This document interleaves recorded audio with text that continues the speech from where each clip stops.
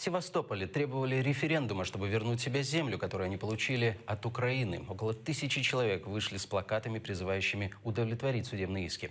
Большинство протестующих судятся с оккупационной администрацией города за право собственности на землю. По новому генеральному плану Севастополя часть частного сектора и частные владения в курортной и прибрежной зонах подлежат сносу. Севастопольцы написали письмо Путину, надеясь, что тот решит их проблемы.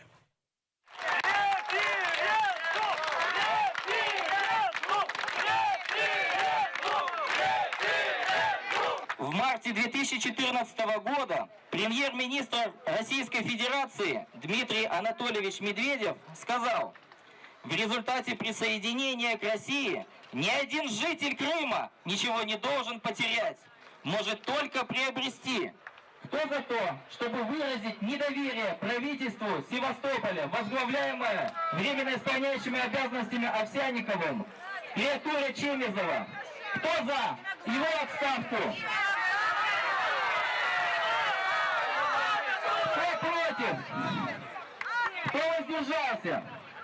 Единогласно принято. И на сегодняшний день я прохожу первую судебную инстанцию о том, чтобы мое свидетельство украинского государственного образца на права собственности, право властности, право собственности, я доказываю, что эта земля моя.